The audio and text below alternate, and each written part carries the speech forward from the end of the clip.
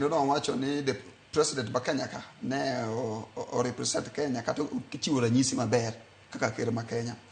Well, kaluwore gi weche mosetimore e ndalo mokalo, mosewuok e oboke gazet kata osewuok e Nyakalondo kata osewuok e TV kata wang' liech, iyudo ka osewacho ni nitiere gwandruok e chama mar UDA kata oboke ma kawuono ndike.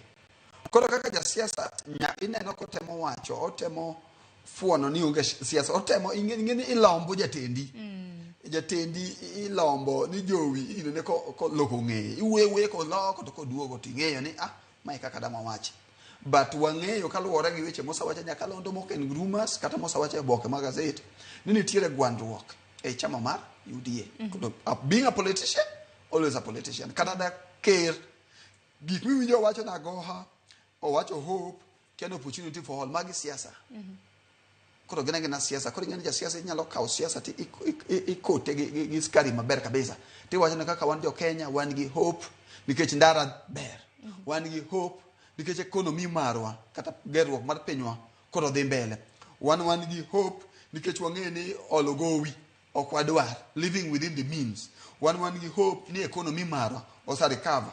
Wan gi hope nikech wadwa kelo bottom up opportunity for all. Ing'eni magi statement bag hope. Lakini kitiyo linkage nino kageni siasa be matina yigika. Nikech hope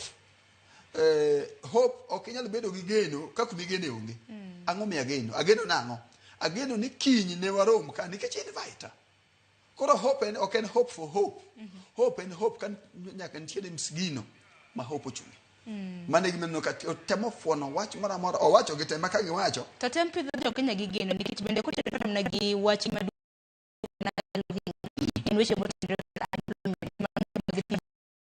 wacho ni ting' bende mar jod bura ma pachoka mar neno ni constituency kata mna kar chung' od bura ma bende gintiere gin bende gineno ni giketo thuolo makare mago mag tije ne rowere winjo kanyo kwacho memorandum kata mna MOUs ma bende Florence Bore